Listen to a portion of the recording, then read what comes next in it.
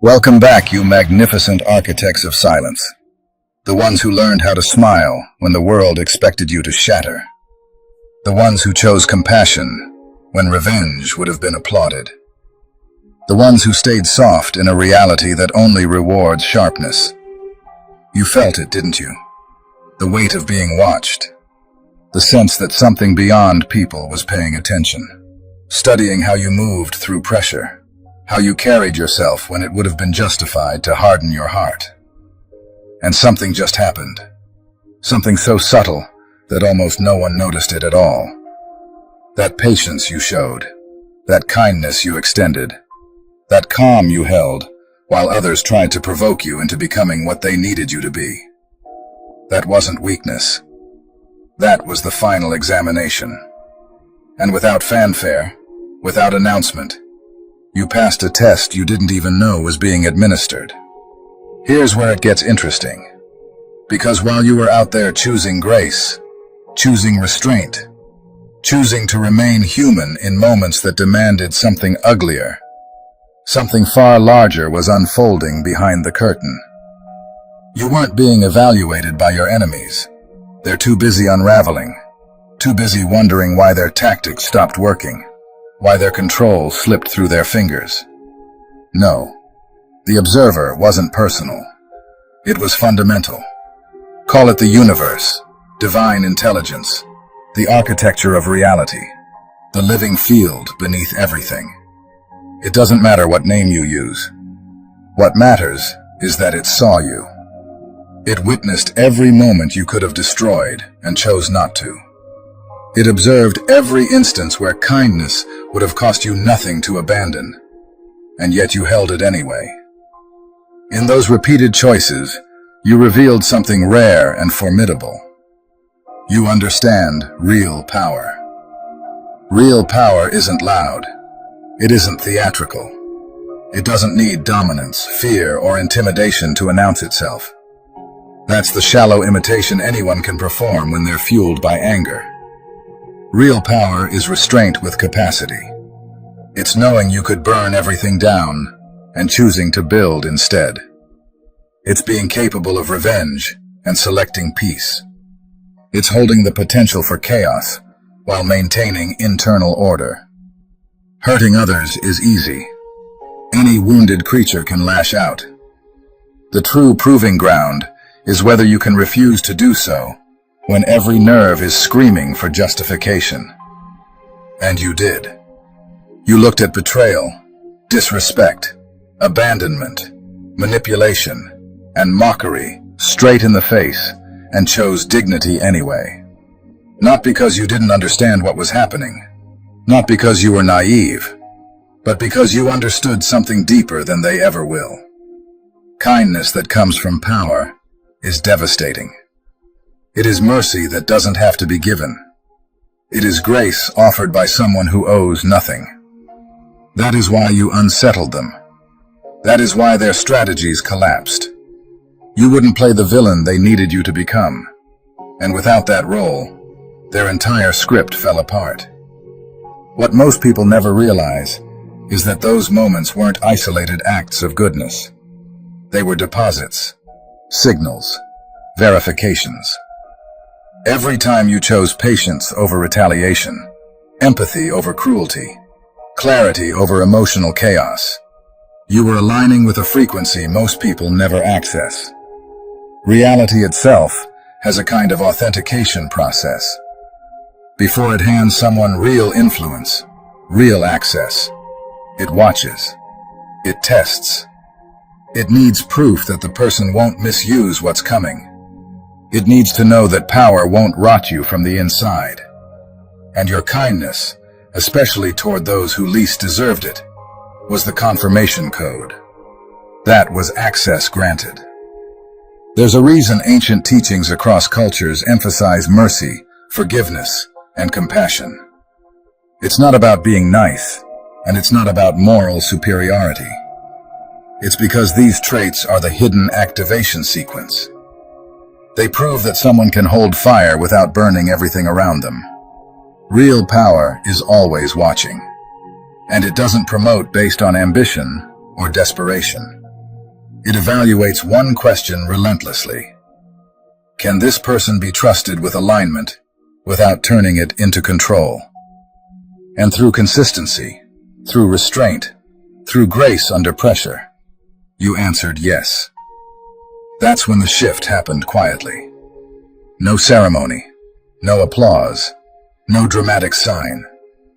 While you were simply trying to stay human in a system designed to harden you, a recalibration occurred. Call it karma, resonance, quantum feedback. Labels don't matter. What matters is that the signal you broadcast was received by something that governs timing, alignment, and flow. And now the response begins. Doors you never knocked on will open. Opportunities will surface that defy logic. People will enter your life carrying pieces you didn't know you were missing. Resources will appear from directions you couldn't have planned for. This isn't coincidence. This is coherence. This is the system responding to integrity. What happens next may feel disorienting at first, because the world you're entering operates by different rules than the one that tested you. In the old environment, survival demanded vigilance, self-protection, and constant readiness for conflict. In the new one, things arrive with less friction. Support replaces resistance. Timing aligns without force. You may even catch yourself waiting for the catch, bracing for the familiar sting, only to realize it never comes. This is not a trick. This is what happens when you are no longer being trained through opposition, but guided through alignment. You are not being hardened anymore. You are being positioned. And yes, those who once underestimated you, dismissed you, or quietly hoped you would break, will notice the change before you even fully understand it yourself.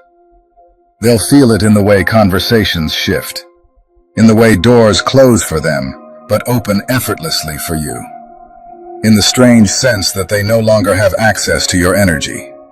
Not because you blocked them, not because you fought back, but because you outgrew the frequency where their influence had relevance. You didn't win by overpowering them. You won by becoming incompatible with their tactics. There is a calm authority that begins to settle in now, a grounded certainty that doesn't need validation. You don't have to announce who you are becoming. You don't have to prove anything. The work has already been logged. The system has already recorded your choices. From here on, your job is simpler, though not smaller. Remain aligned.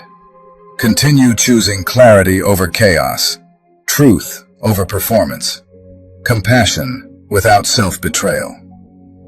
The same gentleness that carried you through the test will now amplify your impact. You are no longer being watched to see if you will fall. You are being supported to see how much you can hold. So, if things feel lighter, if your intuition feels sharper, if your presence starts changing rooms without effort, understand this. You didn't stumble into this chapter.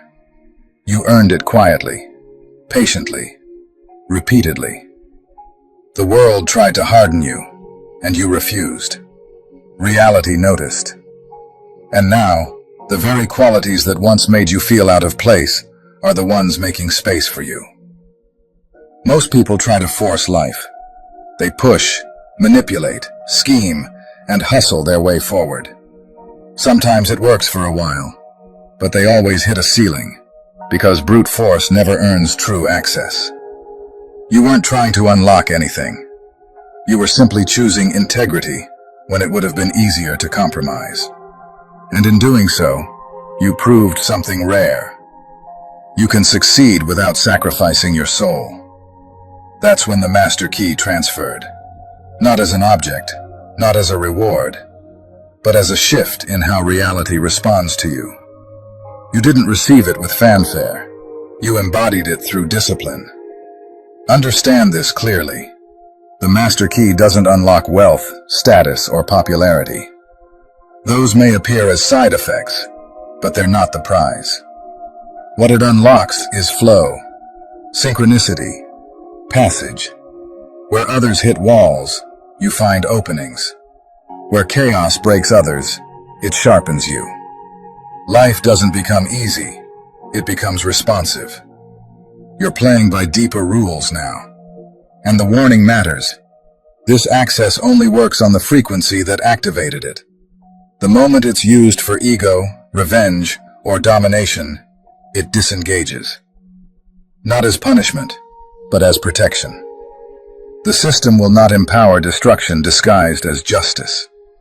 You don't need to chase those who hurt you. They're still trapped in the old game, exhausting themselves against locked doors. You stepped into a reality they can't perceive. The most devastating revenge isn't destruction. It's transcendence. You didn't build walls. You built wings. You didn't armor yourself. You outgrew the battlefield entirely. This is power redefined. Not force, but alignment. Not pressure, but cooperation. Not domination, but elevation. You stopped fighting life and started moving with it. And now you go farther with less resistance. The key didn't arrive when you wanted it. It arrived when you became someone who could be trusted with it. And it stays active only as long as you remain aligned.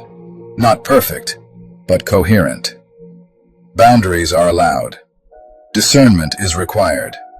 Kindness does not mean self-erasure. It means walking away without needing to destroy. This is the part most people fail. Maintaining grace when nothing seems to be working. When there's no reward. When bitterness would feel justified. That's not morality. That's identity. And if you held that line, if you stayed kind anyway, then understand what that means. You passed the real test. The invisible one. The one with no witnesses and no immediate payoff. And because you did, you now move in a different category of reality. Not above others, but beyond the old game entirely. The master key isn't something you possess. It's something you stay in tune with. As long as you move from clarity, compassion, and elevation, the flow continues. Doors open, paths reveal themselves, and life responds. Not because you demanded it, but because you earned the trust of the system itself. As you continue walking forward from this point, it's important to understand that alignment doesn't announce itself with fireworks or dramatic milestones. It settles in slowly, like a deep breath you didn't realize you were holding, finally being released. Life begins to feel less like a series of obstacles to overcome, and more like a conversation you're finally fluent in. You start noticing that things don't need to be chased anymore. They arrive when you're ready to hold them.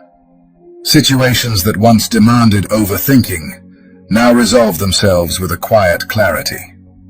You don't feel compelled to explain yourself to everyone, defend your choices, or justify your pace. There's an inner steadiness now, a sense that even when you don't know the full picture, you trust the intelligence guiding the unfolding. That trust didn't come from blind faith. It came from lived experience, from watching yourself survive what should have broken you, and emerge with your integrity intact. This stage can feel strange, because you're no longer fueled by urgency. The old adrenaline that came from proving, pushing, and surviving starts to fade, and in its place is something unfamiliar to many people. Calm momentum. You're still moving, still growing, still evolving, but without the constant friction that once defined progress. And because the nervous system is no longer braced for impact, your awareness expands. You start seeing patterns before they fully form. You recognize misalignment early, sometimes before it even becomes visible on the surface. You sense when a conversation is no longer meant to continue, when a door is meant to remain closed, when silence is more powerful than explanation. This isn't withdrawal, this mastery of energy. You're no longer scattering yourself across every demand placed in front of you. You're choosing where your presence actually belongs. There will be moments when the absence of struggle feels unsettling, when the mind, conditioned by years of conflict, searches for a problem to solve. This is where many people sabotage themselves without realizing it, mistaking peace for stagnation. But you are learning to sit inside stability without dismantling it. You are learning that growth does not always come wrapped in pain. Sometimes growth feels like space. Sometimes it feels like rest. Sometimes it feels like being able to say no without guilt and yes without fear. This is not complacency. This is recalibration. Your system is adjusting to a higher level of coherence, one where effort is no longer wasted on proving worth, but invested in living truthfully. You may also notice that your relationships begin to reorganize themselves. Some connections deepen effortlessly, grounded in mutual respect and shared presence. Others fade without drama, not because anyone failed, but because the alignment no longer matches. You won't need to force endings or cling to familiarity. Life will quietly do the sorting for you. And while there may be moments of loneliness as old dynamics dissolve, there is also relief. You are no longer required to perform versions of yourself that were built for survival rather than authenticity. You are becoming lighter, not because life is easier, but because you are no longer carrying what was never yours to hold. Pay attention to how your intuition speaks now. It doesn't shout, it nudges. It shows up as a pause before responding, a subtle resistance in the body, a quiet pull towards something that doesn't yet make logical sense. This guidance becomes more reliable the more you honor it, and every time you listen, trust deepens. You begin to understand that clarity is cumulative. Each aligned choice reinforces the next. Each moment of self-respect strengthens your ability to move cleanly through the world. You stop asking, "What do I need to do to be safe?" and start asking, "What is true here?" That shift alone changes everything. And yes, there will still be challenges. Alignment does not remove difficulty. It changes your relationship to it. Problems no longer feel like personal attacks or cosmic punishments. They feel like information, feedback, course corrections. You meet them with curiosity instead of panic, with responsibility instead of self-blame. Even when things don't work out the way you hoped, there's less collapse, less internal violence, less questioning of your worth. You understand now that failure is not a verdict, it's a signal. And because you are no longer entangled in ego-driven outcomes, you can adjust without losing yourself in the process. This is also where discernment becomes essential. Not everyone will understand the version of you that moves this way. Some will try to provoke the old reactions, test old boundaries, pull you back into familiar chaos. Not out of malice necessarily, but out of discomfort. Your stability highlights their unrest. Your clarity exposes their confusion. And still, you don't need to correct them, save them, or explain yourself.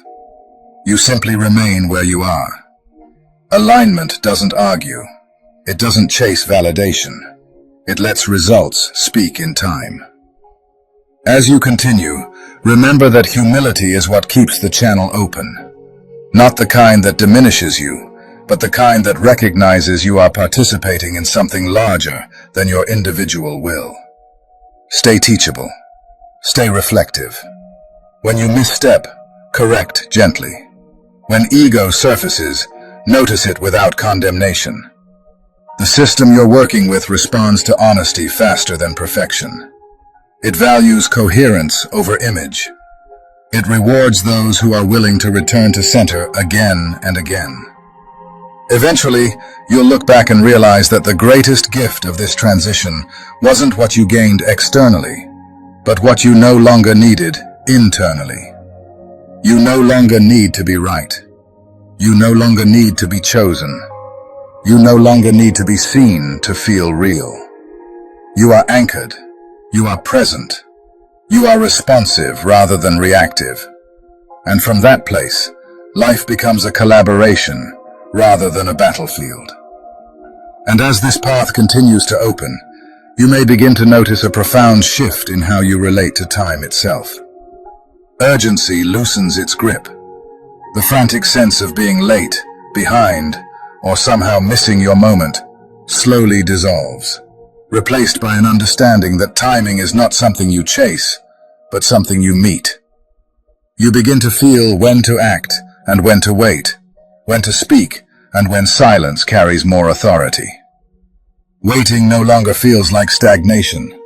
It feels like gathering, like roots growing deeper underground before anything visible dares to rise. In this space, patience stops feeling like endurance and starts feeling like intelligence. You also start to recognize that peace is not passive. It is an active, living state that requires awareness and maintenance. Peace asks you to be honest about what drains you, what distorts you, what pulls you away from yourself. It invites you to choose rest without apology and movement without fear. And sometimes, peace requires courage. The courage to walk away from dynamics that thrive on reaction. The courage to disappoint expectations that were never aligned with your truth. The courage to let go of identities built around struggle. This courage is quiet, but it is relentless. It keeps you clean inside, and that cleanliness is what allows clarity to keep flowing. There will be days when nothing dramatic happens, when no sign appears, when the world feels ordinary again. And those days matter more than you realize. They are the days alignment stabilizes. They are the days your nervous system learns that safety does not require constant vigilance. They are the days when joy becomes sustainable instead of fleeting. Do not underestimate the power of uneventful days. They are proof that you are no longer living in crisis mode. They are evidence that something fundamental has healed. And slowly, almost without noticing, your presence becomes a refuge. Not because you fix people, not because you rescue them, but because you are no longer chaotic inside. People feel calmer around you. Conversations soften. Conflicts de-escalate without effort. This is not something you strive for. It's something that happens when inner alignment becomes consistent. So keep going, quietly, steadily, without rushing the unfolding. Let your life be the evidence. Let your peace be the message. Let your consistency be the proof. You don't need to announce your transformation. Those who are meant to recognize it will feel it. And those who can't were never meant to follow you into this chapter anyway. Stay aligned. Stay honest. Stay awake. That's all for today. Dear Father, I pray for the growth of my faith. Help me trust you even when physical evidence is absent. Let me believe in your constant presence, knowing your intentions for me are peace, hope, and a future filled with purpose. Thank you, gracious and eternal Father, for hearing my voice. I offer this prayer in the name of Jesus. Amen. Thank you, Jesus, for your love, your provision, and your presence in my life. If this message resonated with you, please like, subscribe, and share it with those who need encouragement. Leave a comment about your journey and how you are preparing for your own moment of clarity. If you feel led to support this work, consider contributing through Super Chat or membership. The link is in the description. Every gift, whether a prayer, a share, or a small donation, helps spread hope and truth. Stay with us for the next message, where we explore powerful signs of awakening and purpose. Thank you for walking this path with us. Keep shining, keep choosing courage, and carry peace with you always.